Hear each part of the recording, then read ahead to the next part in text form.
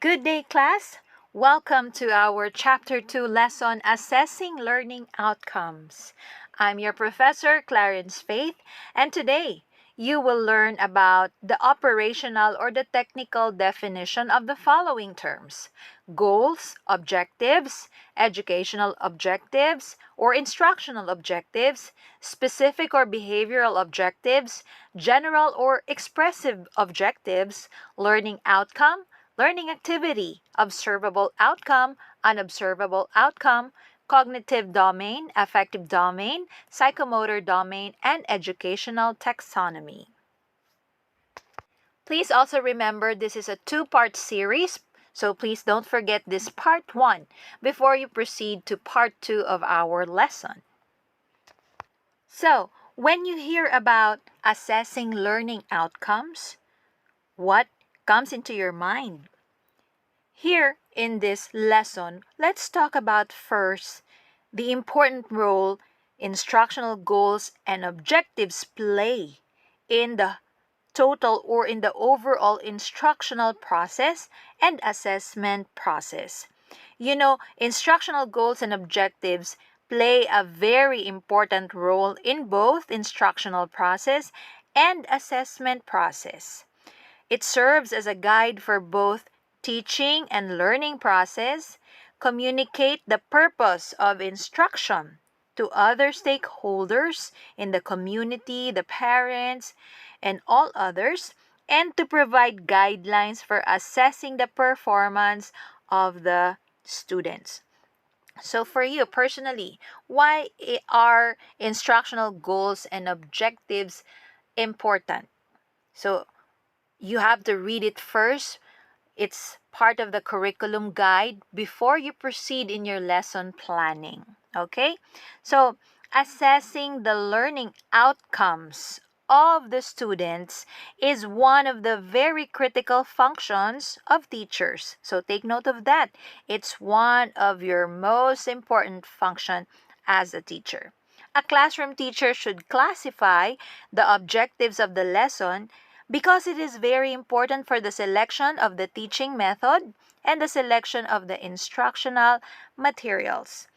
So your objectives would influence how you would carry the lesson, what methods would be appropriate to use, what specific materials would you use to complement your method.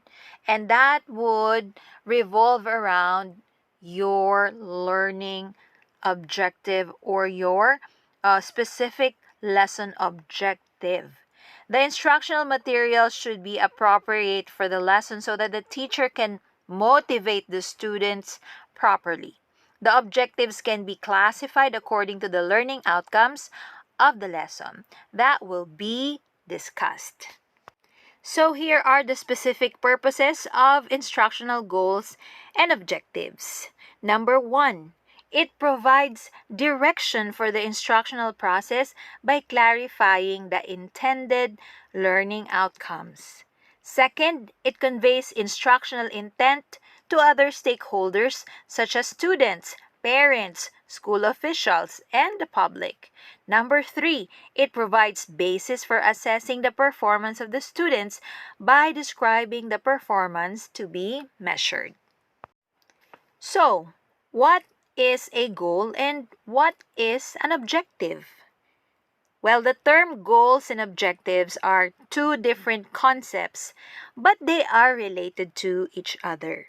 Goals and objectives are very important, most especially when you want to achieve something for the students in any classroom activities. Goals can never be accomplished without objectives, and you cannot get the objectives that you want without goals. So take note of that. This means that goals and objectives are both tools that you need in order that you can accomplish what you want to achieve in your classroom. So here are the different descriptions between goals and objectives.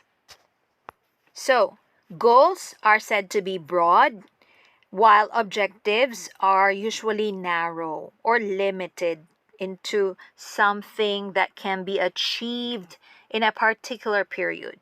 Goals, general intention, while objectives, more precise or precise. Goals are intangible, while objectives are tangible.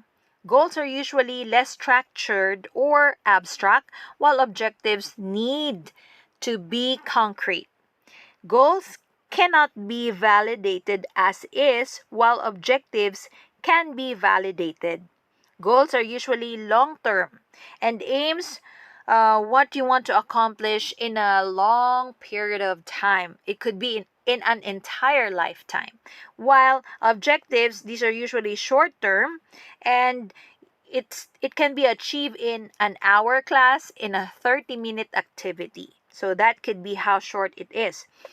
Goals hard to quantify or put in a timeline, while objectives it must be given a timeline to accomplish and to be more effective.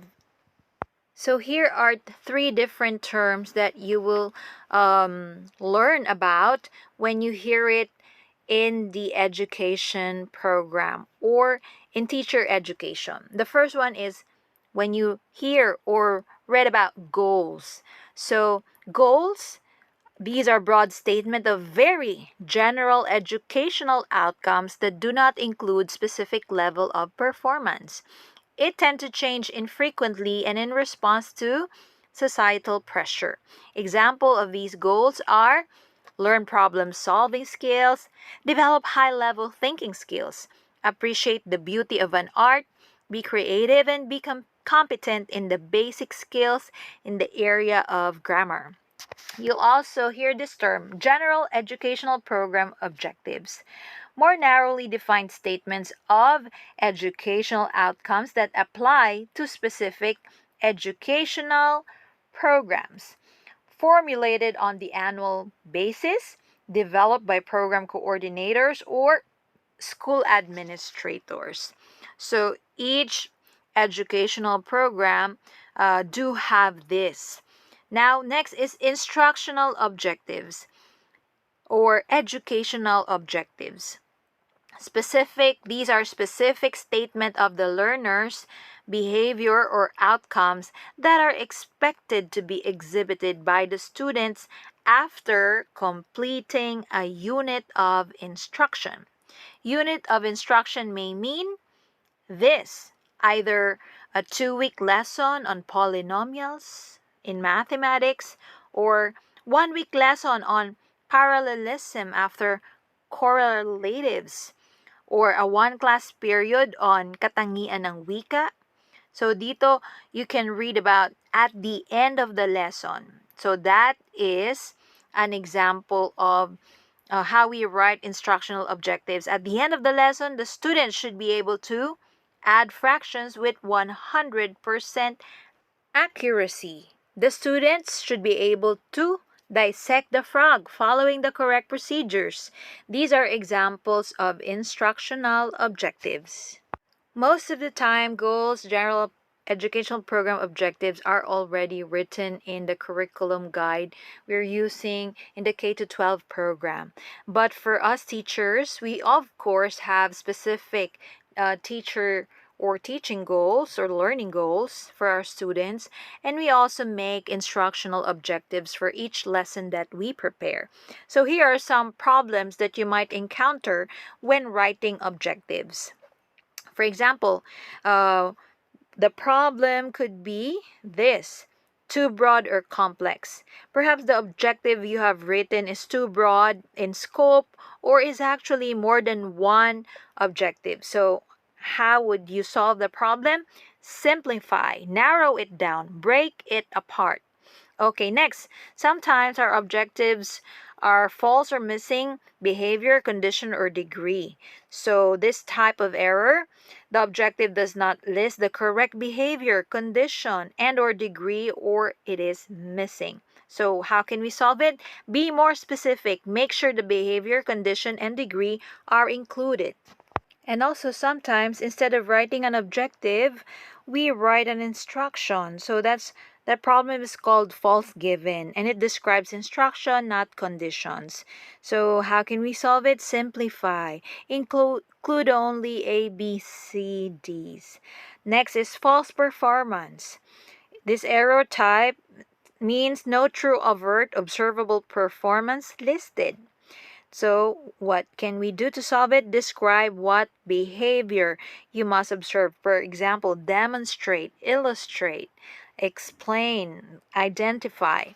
So, to avoid different problems encountered in writing objectives, let us discuss the components of instructional objectives and other terms related to constructing a good instructional objective. So the first one, among the four main things that objectives should specify, number one, audience. Who?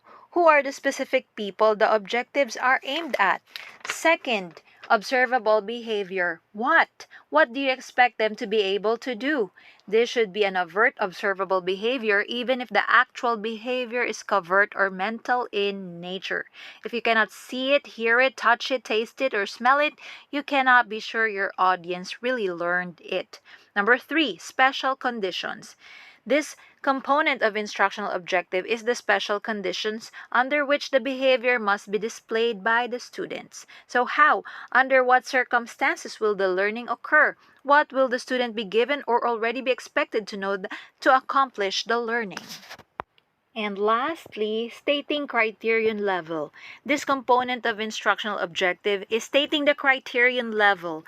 The criterion level of the acceptable performance specifies how many of the items must the students answer correctly for the teacher to attain his or her objectives. So you answer the question, how much must a specific set of criteria be met? Do you want total mastery, 100%? Do you want them to respond correctly 90% of the time, among others?